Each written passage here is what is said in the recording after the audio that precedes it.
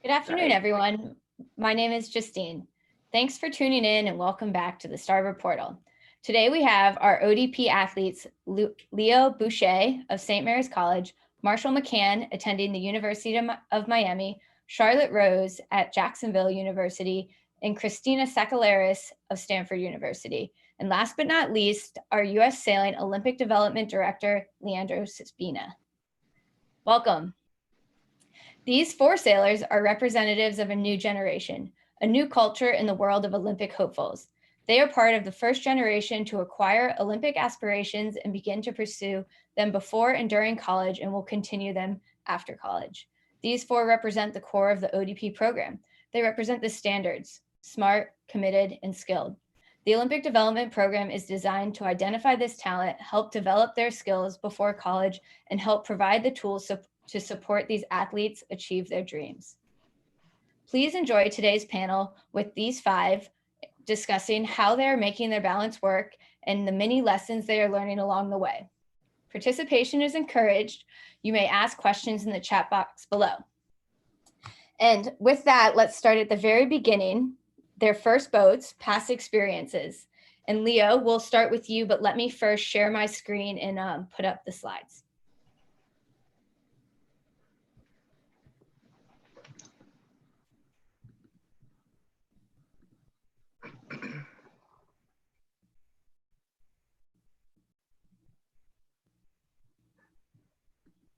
Awesome. Kick it off, Leo. Yeah, so I started sailing here in Annapolis, Maryland.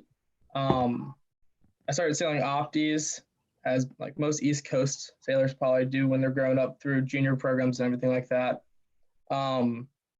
The pictures in the top left there are from an Opti Nationals in 2012 or 2013. And yeah, I mean, lots changed since then. And so Leo, you started sailing the Opti at what age? I was about, I started sailing the Opti when I was 8, but I didn't start racing until I was 10, 11. 10, 11. Excellent. And why don't we, I see is that Marshall with the American flag right next to Leo in the middle of the screen. Looks like maybe also at a Opti event. You want to talk a little bit about your initial sailing experiences? Sure. So my name's Marshall McCann. I grew up sailing Optis. I started at quite a young age, at 7. That's when I started racing. I actually think my first Opti showed up in the pool when I was 6. So that was both of the photos with the American flag and then me on the launch ramp are in Lago di Garda at the big Opti event there. At the time, I actually wasn't sailing for the U.S. sailing team. My sister was. That's why she's holding the flag, but I got to venture along. But I sailed Optis, and so that was when I was 10 years old in those photos. I moved out of the Optis a year later. When I was 12, I was cross-training Optis and radials. And it's pretty funny to hear that Leo started really getting into it at 11, and I was on my way out. Yeah, no, awesome. What at 11, 12, what was your size, Marshall? I think you were starting in the laser at that point, right? I think there was a legal weight limit that I was over. I was 135 pounds when I was 12, a little older than 12 years old. I remember my last Opti event, I ran and jumped off the bow and I sunk it. And so I was really big. By the time I was 14, I was almost 6 foot, maybe a little bit over. Awesome. Yeah. So very different Opti experience to jump into the laser super early, but definitely it served you well. Charlotte, do you want to talk a little bit about your initial sailing experiences? Yeah. Well, I also was in the same boat as Marshall. I finished, or like I got out of the Optis when I was about like 12 or 13 because I was just too big for it. But no, I started Optis around like when I was like 9 or 10, so it was pretty late. I started at a summer camp at Houston Yacht Club, which I like where I'm members at, and I sail for them. But I did a bunch of summer camps there, and then like never really like went to nationals, or like I didn't even make team trials. But I did a lot of like Texas events, and then I got a little bit too big, and then eventually moved out and got in the laser. By the time I was like, I think I did my first 4.7 regatta at like the US Nationals in 2012 or probably 2012, and a 4.7 at Houston Yacht Club. But yeah, I started radial sailing like really early. Excellent. Wonder what they feed everyone over in Texas. Fast growers. Christina, you want to talk a little bit about your initial sailing experiences? Yeah, of course. So I actually have a bit of a different story than everyone else. I didn't sail at all when I was younger. I played a ton of different sports though, and my parents were kind of into sailing it for fun and for cruising and all of that. And I just thought it was fun. And when I was 12 or 13, my parents signed me up for my first like summer camp sailing program at Sail Newport in Newport, Rhode Island. And after that, I just kind of like really loved it. But I didn't start competitively sailing and racing until I was 13 or 14. So the photo here of me in the radial in San Francisco, that's from my first summer of competitive sailing. My first event was the North Americans in Long Beach in 2014. And I still remember I like didn't even know what I was doing or about racing or anything. I must have flipped like 10 times on the first day of the event. So yeah, that's kind of how I got my start though. Awesome. I mean, definitely jumping in and seizing the opportunity. Let's continue on with that, Christina, and talk about your initial training with the ODP program and how your approach coming into the sport a little bit later, but really taking advantage to the opportunity that was given to you. Yeah. So when I kind of realized that I really loved sailing and I wanted to do it, I probably started going to competitive events, like I was saying, when I was 14, so like right before I went into high school. And I just tried to go to like as many events as I could. I went to local ones, got my butt kicked at bigger ones, kind of as expected. And then during my freshman year of high school, I knew I wanted to be really good at it. And I started traveling down to Lauderdale on the weekends and training with Lauderdale Yacht Club program. And that just helped me step up my game so much. It was like a whole new way of thinking about the sport. They emphasized a lot about treating yourself like you're a professional athlete. So even though we were young, we were still kind of getting into it. And honestly, if I hadn't started like traveling to Florida all the time and putting in a ton of effort, I probably wouldn't have improved so quickly. And then after that, I started to like go to more events, do better. And I met Leandro at the Brooke Gonzalez clinic. And that was kind of it. I started getting invited to ODP events and just trying to keep improving. So yeah. Awesome. Leo, how about you want to share a little bit about your path to kind of the higher competitive laser sailing that you're doing now, and kind of that time in between of when you first transitioned into the laser and what you did from your standpoint sailing in the Annapolis area, and how you've integrated into the ODP and are pursuing a lot bigger dreams. Yeah. So when I first got into the laser, started in the radial, my dad and I would go from regatta to regatta with our local yacht club program. And we would, just do every regatta as if it was just a new day, like no expectations, no anything. And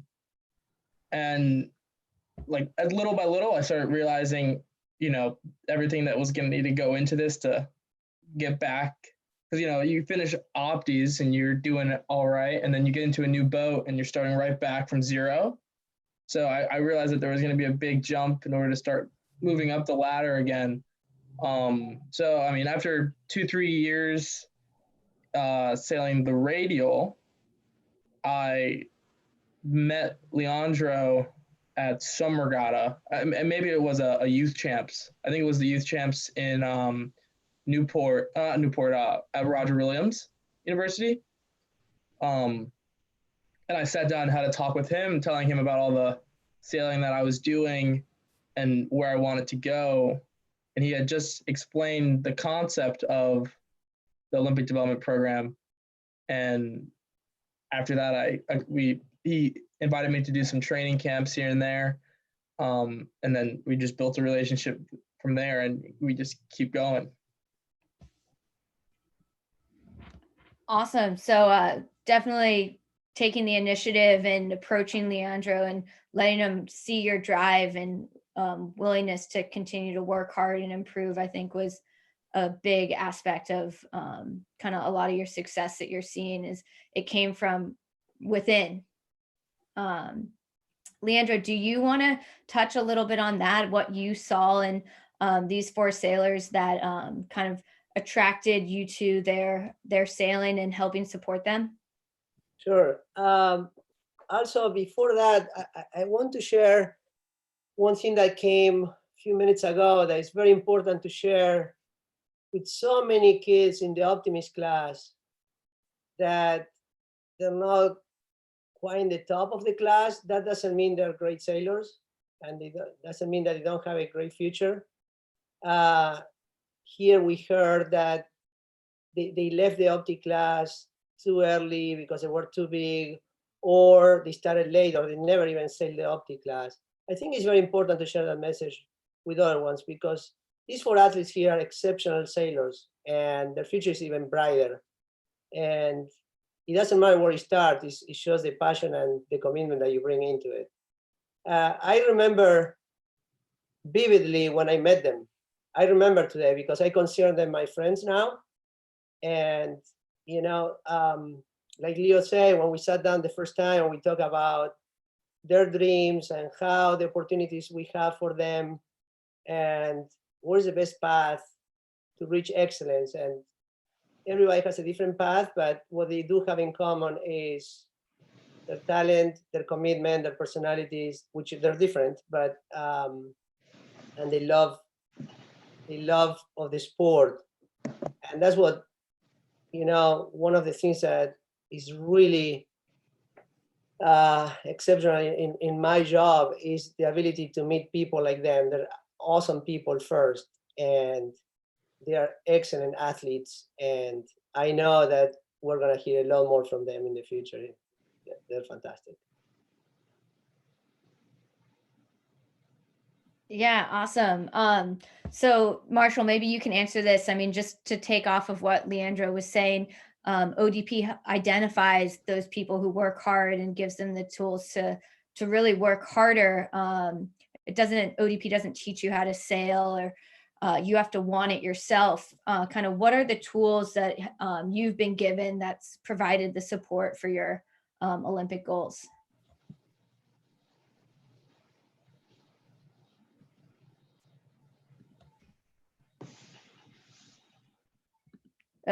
I think, Marshall, you're on mute.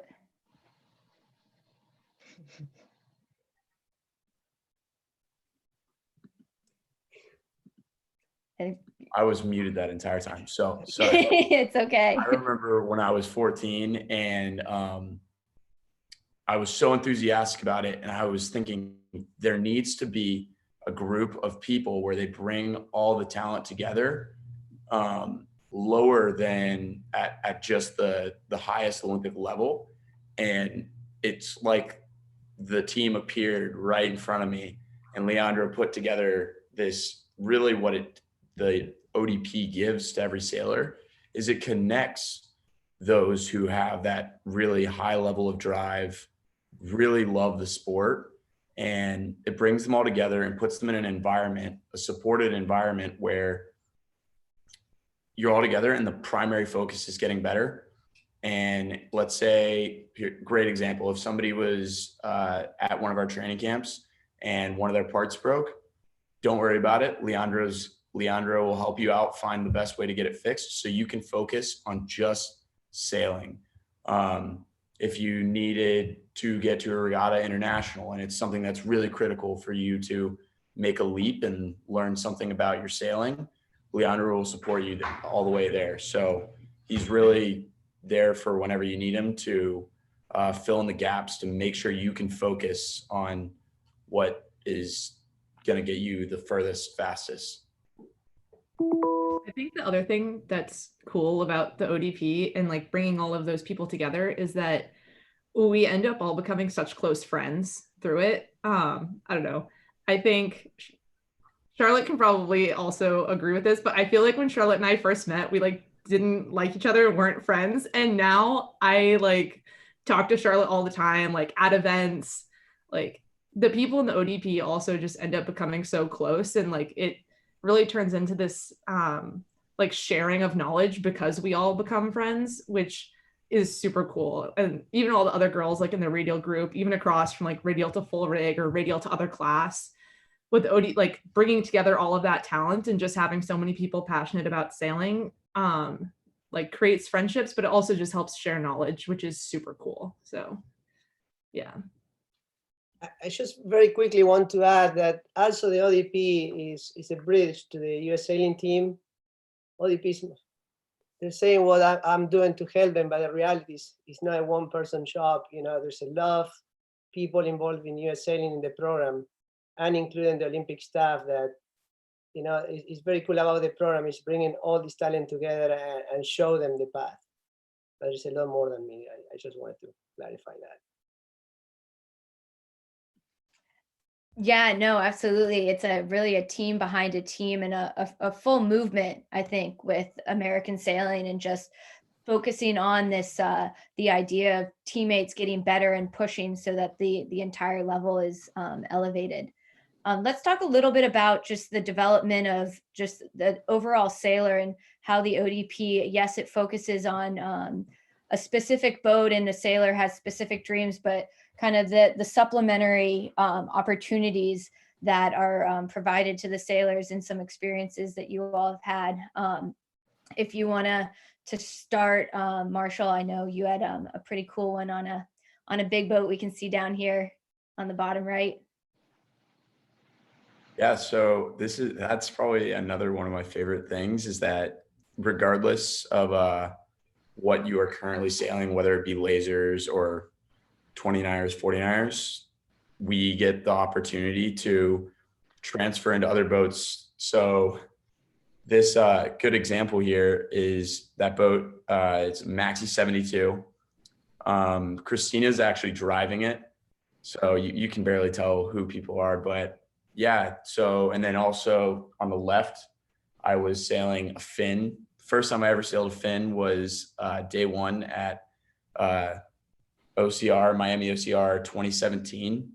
So, I mean, you get the opportunity to transfer into these other classes, and the knowledge you can learn outside of your realm is just everything. That from, I mean, the coaches and all these other spots, like the things I learned on the Maxi and the things I learned on the 49er and on the fin, all transfer back into my laser. So, I mean, it's such a transitive sport. So, I mean, those opportunities.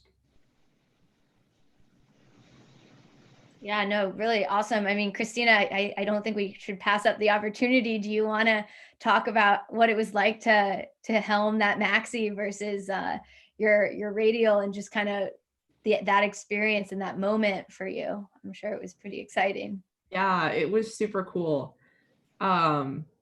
People kept on saying, oh, it's just like a laser, and it's really not. But I will admit that they're like surprisingly similar. Like feeling the boat and everything, it's all the same. It was super cool though.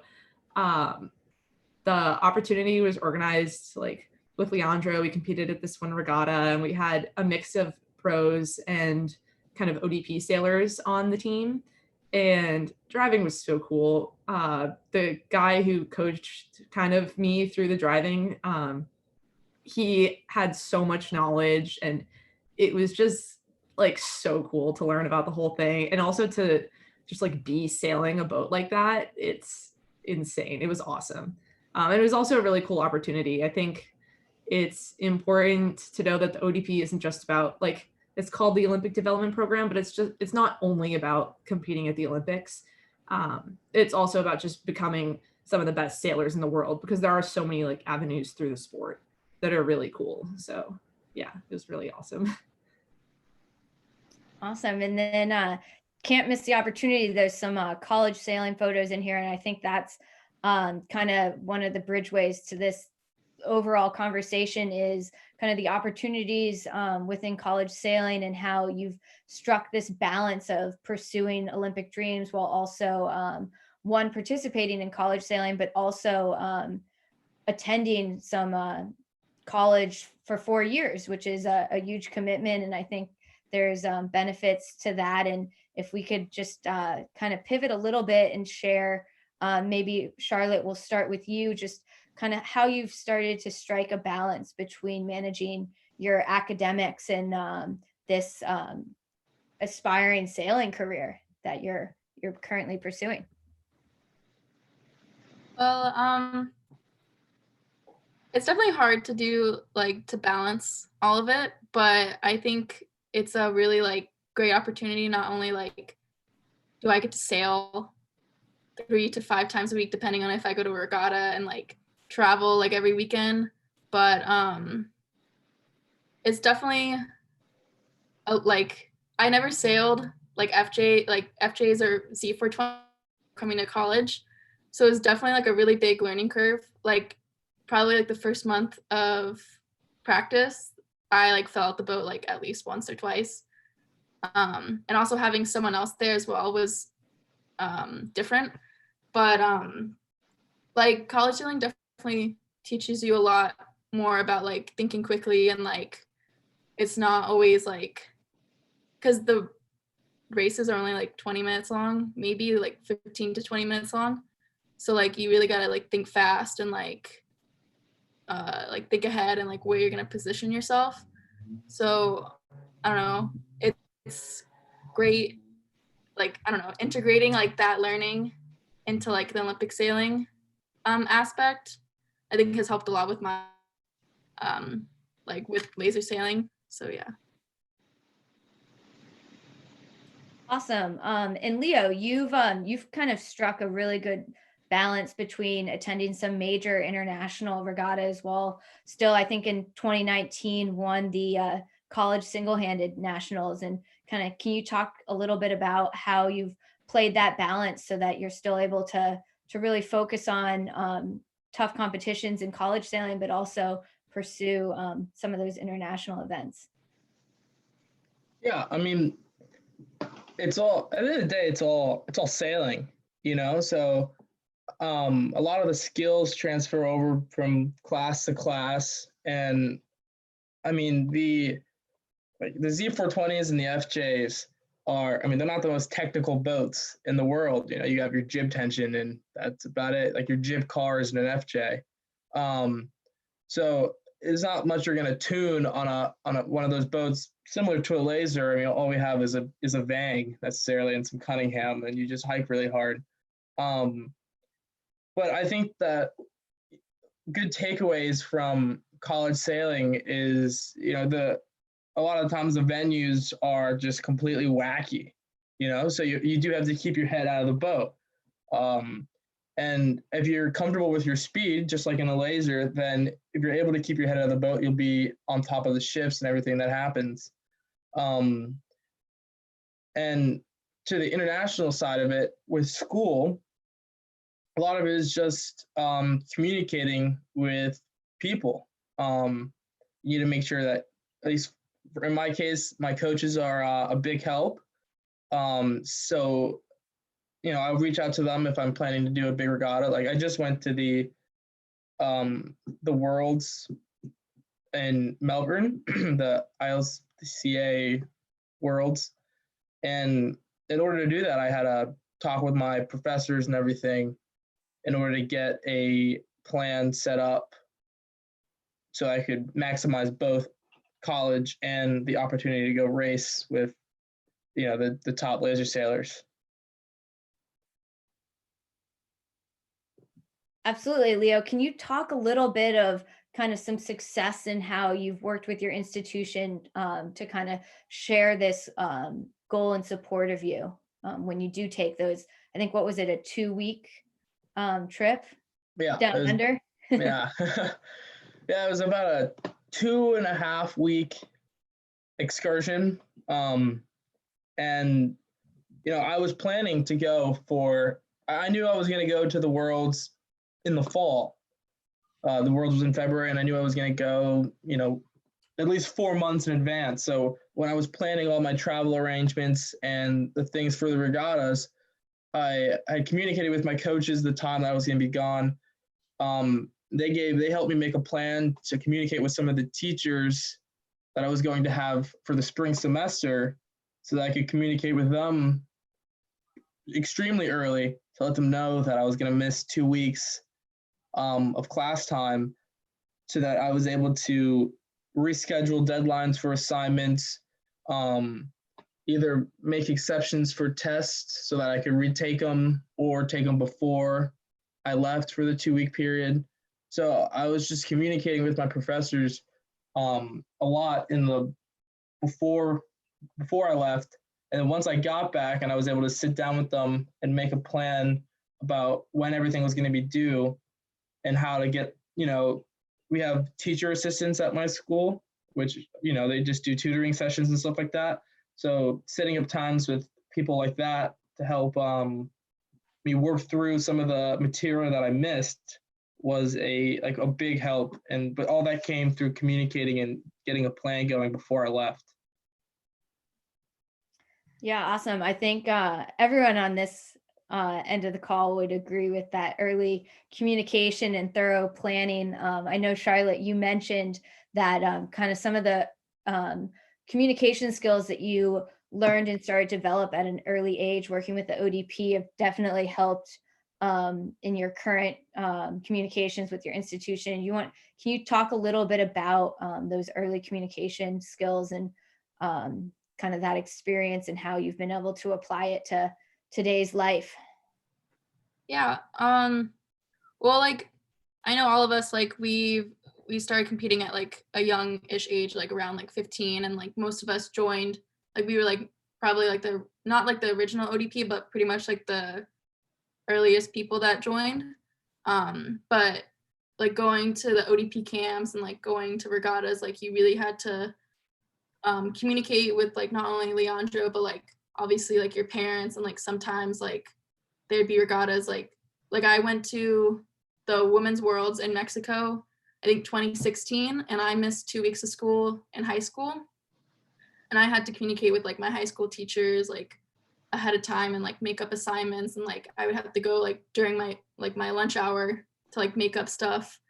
But the ODP program definitely teaches you how to kind of be more mature, or be more mature with your schedule and where things are, definitely organizing where's am I gonna have a boat in San Francisco, where am I gonna get a boat, am I gonna have to charter a boat, I'm gonna bring my boat down to Miami, or where is my stuff, or how am I gonna get to this place, and then I had the same situation with Leo. I went this year to the ILCA Women's Worlds in Melbourne as well, and I also missed 2.5 weeks of school. And I what's great about my university and Leo's university, and obviously most other universities, I would hope so, that that they're really supportive about what your goals are. And I'm really thankful for my coach and the president of my university, because I knew that I was going to Australia in the fall of 2019, and I had to go out, not go out of my way, but I had to be I'm gonna be gone, I need your help, I need your help being able to leave, and talking to my professors and scheduling ahead, am I gonna make up this exam when I get back, or am I gonna do it early, or some of the homeworks, I'm gonna try to get this in, it's usually online, and I'm gonna try to turn this in, but due to the time zone, I may not be able to get it in. on time. So like I'm really thankful that like my teachers and like the staff at Jackson University were like really understanding about what my schedule was and like what I was gonna do, and also like just trusting me that that I was gonna like make up the work, you know.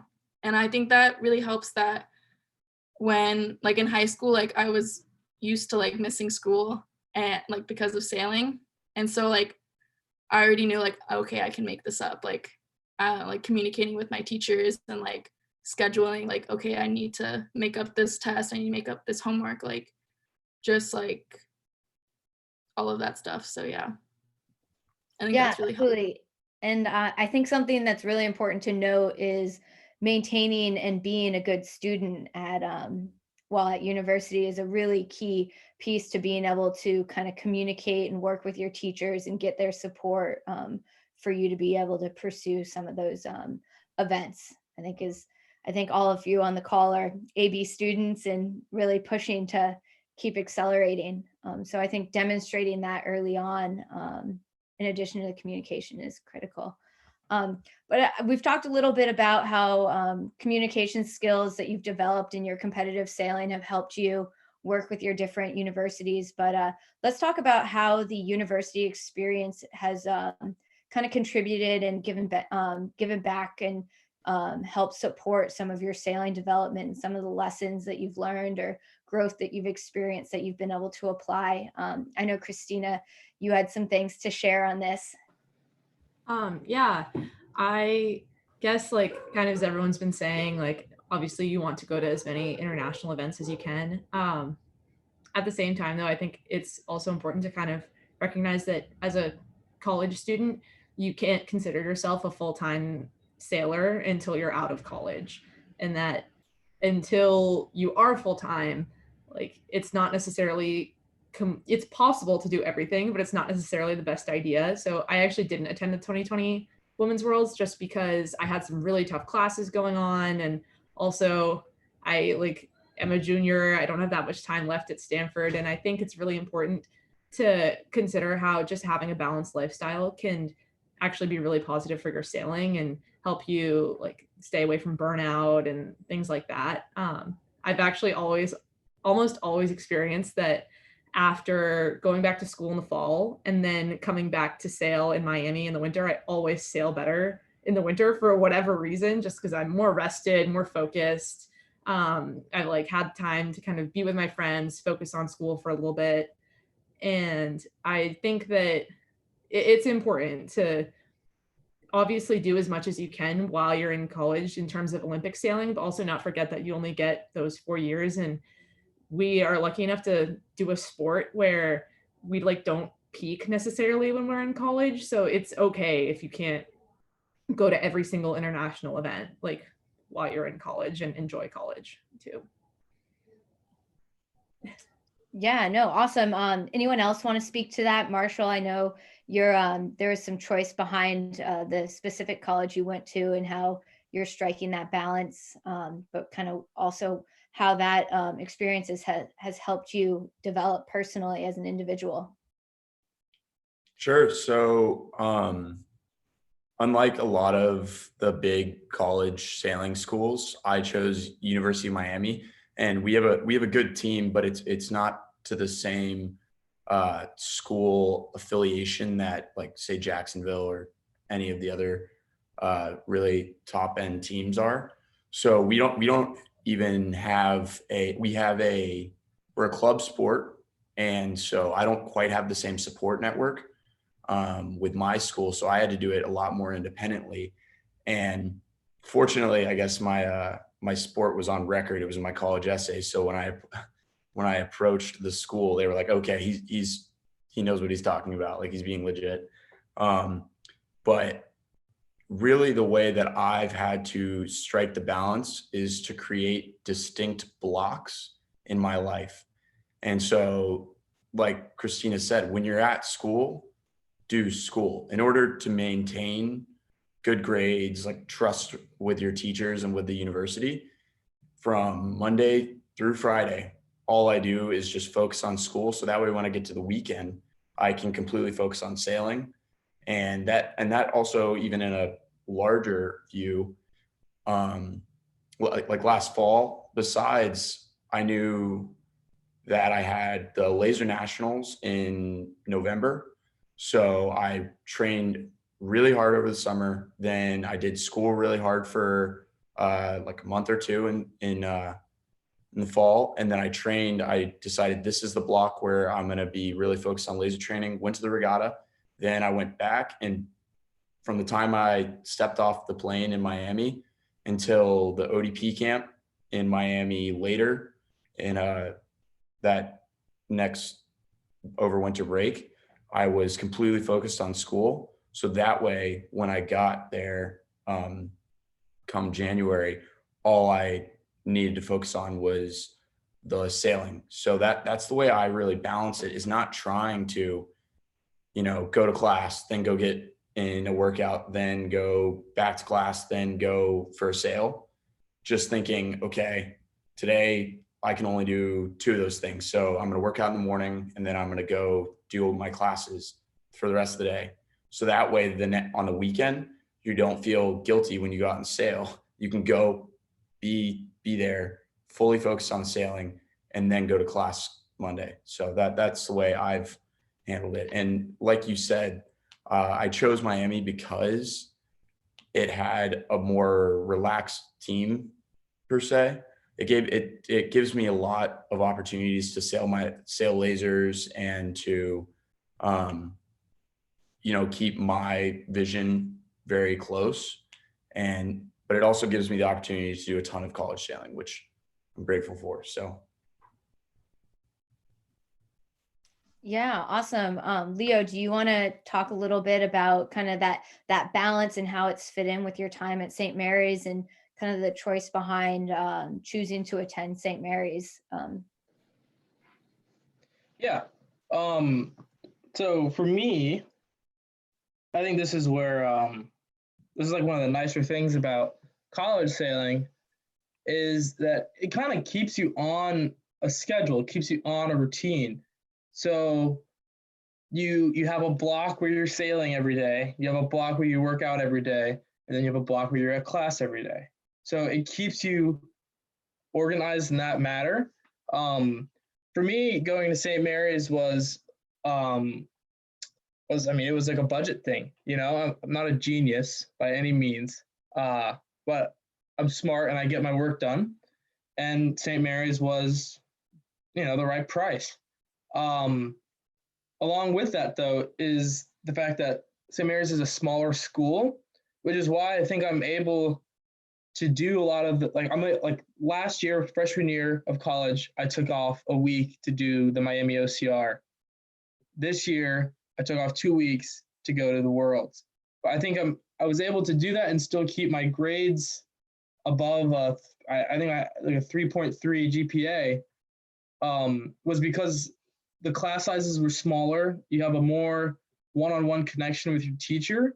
So like at the end of each class, I would go and talk to my professor and try to keep them informed with what I was doing, in order to, not get behind or not get out of routine. Because as soon as you get behind in school, well, then your whole sailing program gets shot out the back because you're playing catch up to keep up with your classes and grades, So being in a routine, you have Tuesday, Thursday team workouts, and then if you have extra time, you do your own personal workout. And then every day from 2 to 5, you're sailing. Yeah, I don't know. I think that's it's a pretty good schedule to keep. And I think during this quarantine period that I was at home, I would keep more or less the same schedule. I would do my classes, and then while I was able to sail, I would go sailing, get back, and then do my homework. Yeah, can I also add something? Like another thing that Leo, the same thing like at Jacksonville University, like our school is really small as well. And so our class sizes are really small. So that's like a really nice thing. And then another thing for like organizing like all of this, like keeping a routine is like, for me, how like sailors, like we plan out what regattas we're going to, but like when you're doing both sailing and college or just like school in general, we all get like syllabuses at the beginning of the semester, and I definitely like write down all like the important dates for our classes. And like if we're traveling like the Friday, like if I have a test like a Friday but we're traveling for regatta, like I know that I have to talk to my professor, and like I like at our school we have to give a letter, and like a lot of the professors are really understanding about that. And just like it goes back to communication as well, and like organizing like what you're going to do that week, and like staying like with your plans, you know what I mean? Yeah, I cannot stress it enough. A master's schedule is absolutely critical to find that balance and make sure you don't miss anything and you're well prepared. Just having everything. I mean, from all the test dates to as soon as you find out when you're going to go do a college regatta, you add that to your schedule so you don't miss it and you're prepared. Awesome. So we do have a question for everyone from the audience. They're wondering what you all are majoring in, and if it has any association with sailing at all. If Christina, you want to start with that one? Yeah, so that's actually a funny question. I originally declared mechanical engineering and then actually ended up switching to computer science. So it's been a time figuring out what I was majoring in. I came into college like not having any idea what I was going to study, but I knew I liked STEM, so that's kind of where I ended up finding myself. It's not easy, but it's like what I really enjoy, so yeah.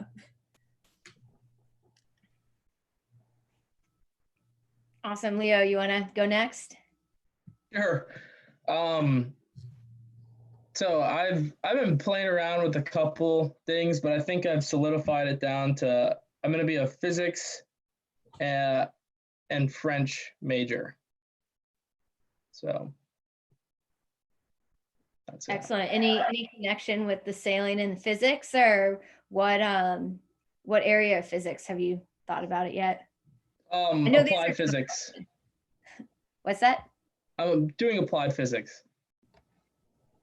And then the French is just I went to a French immersion school growing up, K through 8. So all my classes were in French. So like it was like full immersion. So I'm just trying to continue that. Awesome. And it'll let you communicate with the French sailors on the starting line. Perfect for 2024, Leo. Yeah. Nice one. Christina, you want to share your major and kind of how it came about? I already went. Oh, sorry, I meant Charlotte. Sorry about that. Yeah, we get that a lot. We actually do. Rulo gets us confused. Yeah. No, I'm a kinesiology major, so pretty much sports science. But I want to become a physical therapist. So I guess it kind of goes with sailing, because like I might want like I could work with like sailors and like I don't know. But yeah, that's my major. Awesome. And Marshall? I'm doing mechanical engineering, and it was practically all like from the time I was young, I wanted to design boats and design parts on boats. And so that's pretty much been straight through. I was like, I want to be a mechanical engineer. And so being in Miami and being able to be a mechanical engineer it's great. So that's how I declared. Awesome. So let's continue on that and just talk a little bit about what you see the next after graduation, kind of 3 to 4 to 6 years looking like in terms of balancing your sailing with your career aspirations a little bit, and maybe even more school with some of those majors. But Charlotte, do you want to talk about kind of what your Olympic dreams are and kind of how that fits into your current plan? Yeah, I definitely want to go to the Olympics one day, whether it's 2024, 2028, or what's the next one after that? Anyways, the one after that, and like obviously win a gold medal. And I don't know, I've given it a lot of thought, and I still like have no idea what I'm gonna do, but I definitely even Leandro's told me, I've told him, I'm like, I want to like maybe go to like med school, and I don't know if I'm going to do that, but he was like, why don't you do it? Like, just try it out. And I was like, oh, like maybe, but I definitely want to like I don't know, I'm between things right now. If I want to go to physical therapy school, which is 3 years, or go to med school and figure it out. But I don't know. I'm going to see what happens. But I definitely want to go to the Olympics. It's either probably going to campaign right when I finish college and see what happens. And then, school is always there when I get back. So, yeah. Yeah, absolutely. No one has to have these answers now. I mean, it's a loaded question, I will say. But really awesome that you have those aspirations, and I think keeping sailing kind of near and dear to your heart through all of them, and still aspiring to maybe one day become a medical doctor or a physical therapist. I mean, those are not easy accomplishments. So I think it just speaks to the drive that you as individuals carry, and how that supports not only your academics, but your sailing is kind of a common theme. Leo, do you want to share a little bit about that physics major? Yeah, so hopefully I get it. We'll see. On the sailing end, though, when I graduate, I plan to sail campaign the laser for 2024. See how it goes. I who knows. And then, I mean, if it goes well, stick with the laser. If it doesn't, though, maybe look into a double-handed boat and try again if I'm in shape and everything goes well. But I mean, who knows? There could be an injury. There could be anything. So, for the 2-year plan, stick with the laser. 2024. Hopefully, it just works out like that. But if not, I mean, go back to school, get a job doing physics stuff. Who knows? Yeah, absolutely. Marshall, you want to share a little bit? Sure. I've pretty much sort of similar to my philosophy on school. If I'm doing something, I want to do it all out. So with the whole block system. So I also, like I said, with mechanical engineering, what I've wanted to do is design boats, be around boats. So in my head, what I've pretty much decided is that after school, I'm either going to decide to be on the designing side of the sailboat or on the sailing side of the sailboat. And I know for certain that I want to stay in this realm. And so, but what I plan to do is after, and this also comes from a conversation I had with the great Charlie Buckingham. He told me at Worlds in Japan about how the jobs will always, like the job market's not going anywhere, but your sailing career, it's got to start today if you want to be the best. And so as soon as I finish college, unless I plan on getting a master's, it's going to be 100% the day after graduation, grinding until I become the best I can be, because there's no other way to really do it when you finally do commit. I mean, yes, there is obviously, you don't want to burn out, but I really, really enjoy every second on the water. So I'm not really afraid of that. And I want to go out there and see how well I can do. So that's my plan, is just to go and give it 100%. Yeah, absolutely. I look forward to watching that progress. So really cool, Marshall. Christina, do you want to share a little bit about kind of your future aspirations and how you see them working out? Yeah. I think after college, I graduate in 2021, which is super exciting. Hopefully we go back next year. But I see myself going to campaign for full time for 2024 with the goal of obviously winning gold medal, going to the Olympics, but also just becoming the very best. I think it's, I don't know, my personal philosophy is not to place too much emphasis on just one regatta. Because I think your sailing career is a lot more than that. It's like all the regattas that you compete in.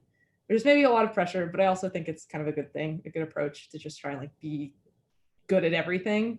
But then after that, I think probably after 2024, regardless of whether I campaign again, I really want to go to business school and get an MBA.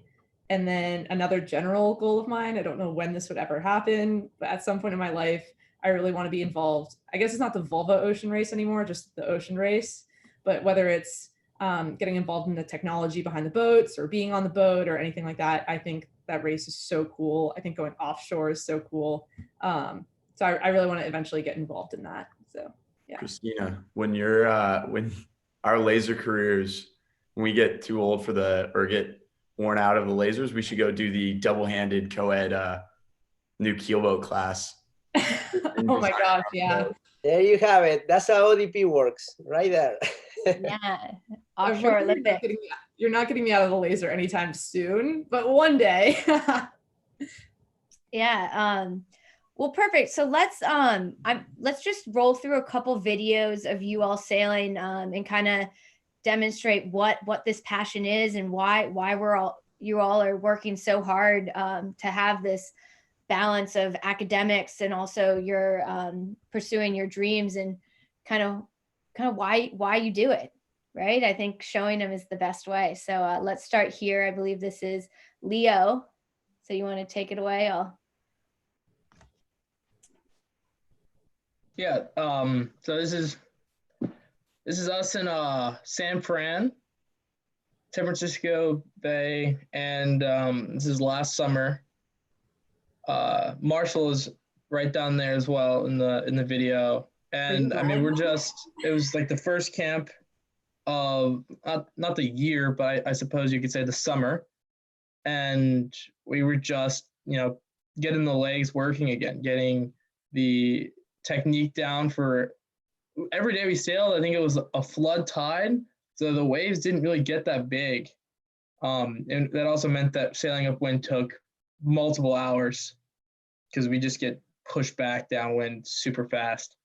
So we would just go out, we would do lineups, and we would hike for 3 hours a day and then get in, regen, and then do the same thing the next day just to get the legs in shape, focusing on hiking posture, sail trim, sail controls, and steering technique and stuff like that. Awesome. And this ODP camp fell, it was during the school year, correct? I believe this was like right after the college double-handed nationals last year. So this was not during the school year. This was like June 6th, 7th. I'm not quite sure on the date off the top of my head, but it was around then. 3 days after the finish of college nationals in Newport, Rhode Island. I remember I flew back to Texas, picked up my trailer, and drove straight to San Francisco. And Leo flew to Annapolis, picked up his trailer, and we met back up in San Francisco. And it was hilarious. 3 days before we had been sailing FJs and 420s. Yeah, so actually for me, my dad met me in Newport with my boat, our truck, and all my stuff was packed up, ready for this trip. And as soon as they did the All-American honors at the Co-Ed Nationals last year, my dad and I left Newport in the car, drove cross-country, and showed up for the first day of the camp. So we left from Newport straight to San Francisco, and we did it in like 2.5 days. Yeah, no, that's awesome. Take this opportunity to thank your parents, please, because again, it's the team behind the team. Let me stop that and go to the next one. I think also just to Leo's point, it was both boys were transitioning out of the FJ, and really their first goal was just to reactivate their laser hiking legs and kind of just getting their muscles back into those movements as the entry point of that camp, which was good to see. I fortunately got to be behind that camera for that one. So that was fun to see. Strong tides out in San Francisco. All right, let's see. This is, I can't tell. So is that Marshall? Yeah. Yeah, this was our winter camp in early January back in Miami during a really gusty day.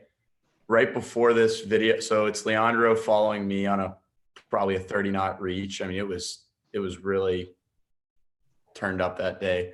It was great. But right before this video happened, we had done a really hectic start where we all came around top mark, went for a reach, and it was me and a couple other guys, and one guy flipped in front of me, and my centerboard missed his mast, but my rudder struck it, and it actually snapped my down line on the rudder, and so my rudder is barely tied in on the back, and you know what, I was trying to catch up to everybody, but it was a lot of fun. But yeah, like I said earlier, whenever we get the chance to go out and have a couple of days to sail, you just have to be fully focused on them and be at 100%. So this was a lot of fun. I loved that day.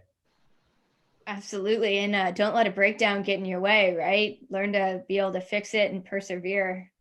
Training or regatta, I think importance of training as you would sail a regatta. All right, I think the last one is of Christina. Yeah, so this is on the ocean in Miami on also another like big breeze day, huge waves. It was me and Hallie, who's another one of the radial sailors in the ODP, and one of my very, very, very good friends. And Leandro was like, oh, I don't know, might be too windy for us to go out. And me and Hallie were like, no, we're going. So we just did this huge downwind and reaching session from kind of the cut where you come out from Miami Yacht Club, and we sailed all the way around Key Biscayne and then towed back inside of the bay, which was so cool. It must have been like 2 hours of downwinds and reaches. It's like one of my favorite things to do for training. Leandro, how many times have we done that? Many times. So many times. Spend as much time as we can doing downwind sailing. Yeah, I think Charlotte and I have done it. Like Miami, like out on the ocean, and then San Francisco, like those are my two favorite places to sail, especially when it's like 30 knots, like the downwinds, like going underneath the Golden Gate, and then in Miami, like I love downwinds so much, but it's so fun. Yeah, we love our big downwind sessions. Yeah. We only love it when it's super windy. Exactly. Awesome. You'll have to do the downwind from San Francisco all the way down to Santa Cruz. That's a good one out in the ocean. This summer. You're out here. Yeah, this summer. Well, excellent. We're just about at the end, but I wanted to see if each one of you could kind of give a little piece of advice or something that you've learned that you would provide a junior sailor today. So sailors that are 15, 16, starting to think about where they're going to go to college, but do have aspirations to really either get onto or participate in an ODP camp, and kind of what you can share from your experiences that would be good advice. If we want to start with maybe you, Marshall. Sure. So I'm a very enthusiastic sailor. So my piece of advice to always, stay passionate, have fun every day you go out there. Don't get too fed up with the small things. I think that was definitely something that I always kept in mind, was that, like I said, I started at a very young age in lasers, and that age really isn't a factor. It's all about, how hard you're pushing. You only have so many days. And, if I was a young sailor, somebody once told me that when they were 5 years ahead of me, and they said, in 5 years, and he was a much better sailor than I was, but he goes, in 5 years, try to be twice as good as I am. Don't just set your goals at your, the people you look up to, set it higher than them and look at what they're doing on that given day and try to do more than them. And, always going day by day and keeping that in mind and having fun every time you go out, that's what keeps you going. And that's what prevents burnouts. And that's what, drives you every day when you show up to the boat park, whether it's cold, it's hot, it's windy, it's light. And for college, on that last point, I didn't really want to go into a strictly college program. I don't think I was ever looking for a true varsity team.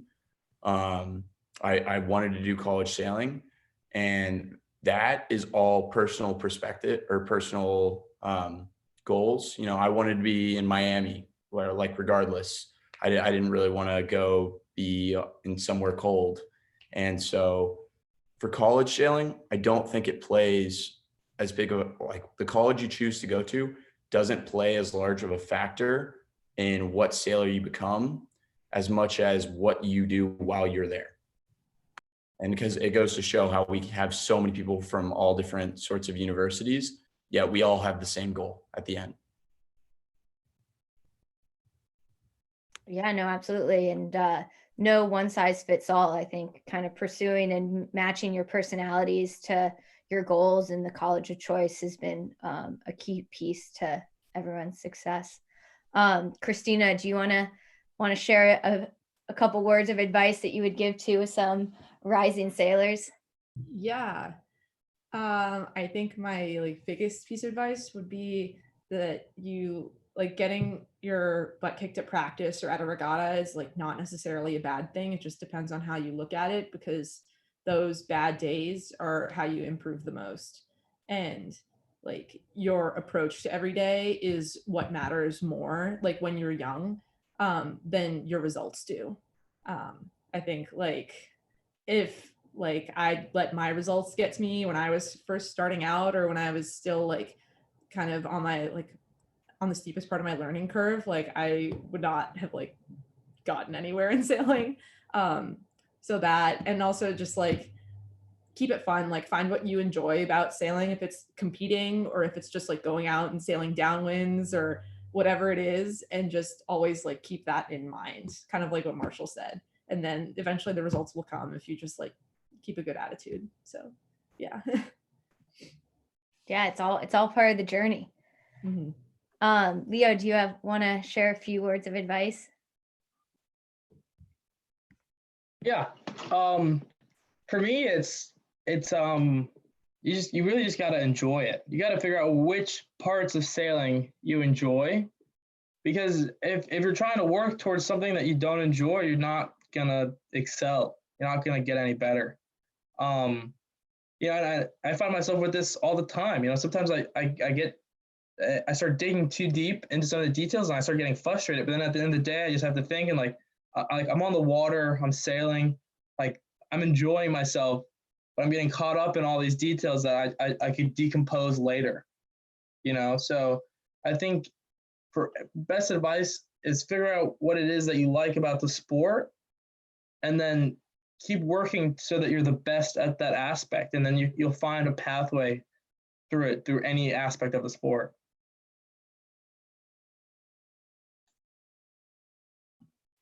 Awesome. Yeah, no. And Charlotte, a couple words from you as well, and we'll wrap it up here. Yeah, pretty much I agree with everyone what they said.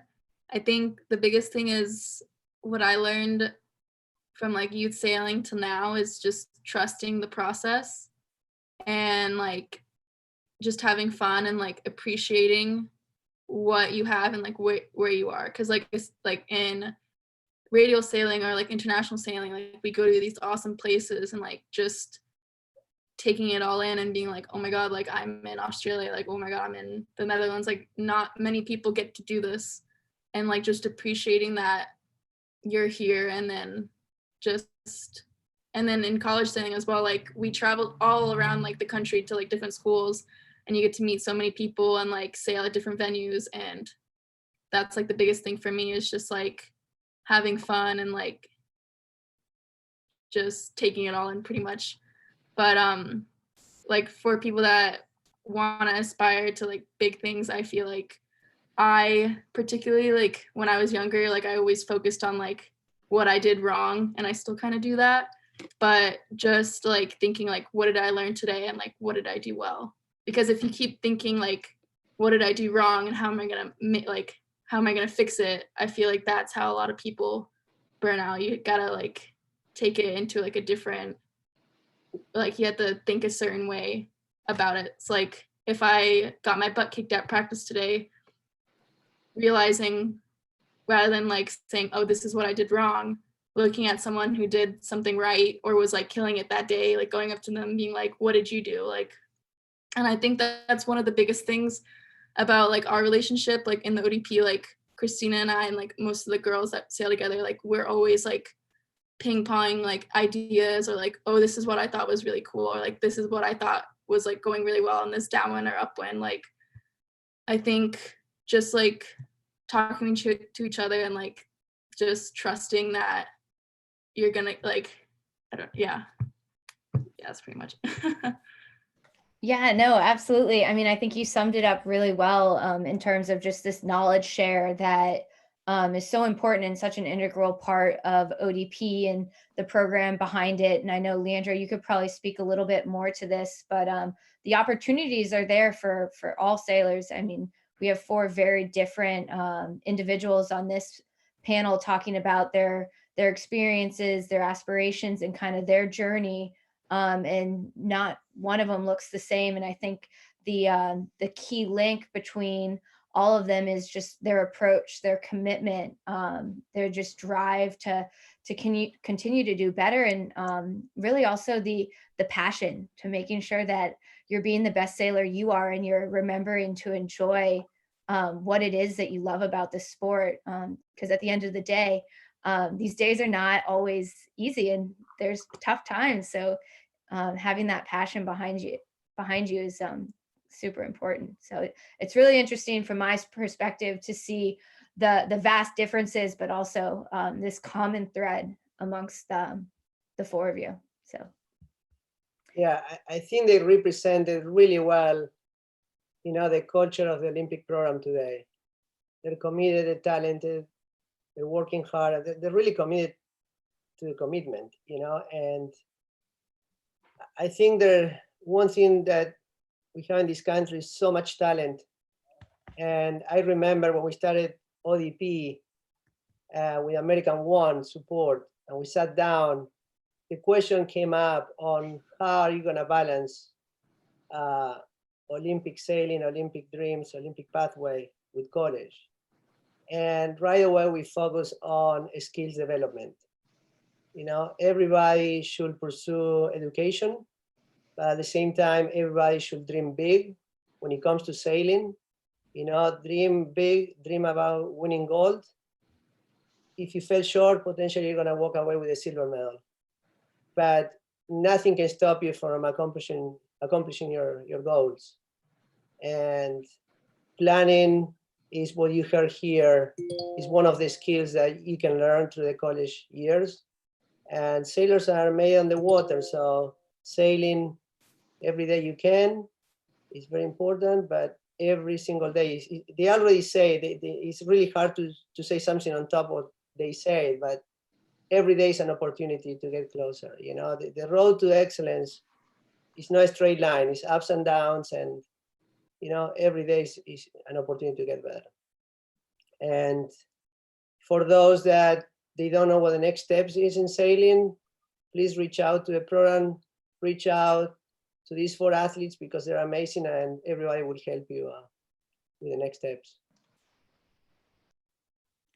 yeah, no, awesome. Thank you for summing that up, Leandro, and all of you for joining us. This has been great, and thanks to the audience who have listened in today.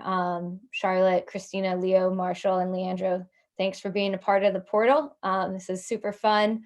For everyone listening, we have more live sessions coming up about the ODP and the different sailing opportunities, but also just other programs that help bring the sailing community closer together and share what we're all doing.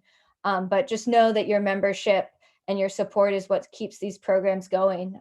So again, thank you, Fi, for being a part of this, and thank you, everyone, for being a part of US Sailing. Thank you guys. I really appreciate it. Yeah. Thank you. Thanks for having us. All right.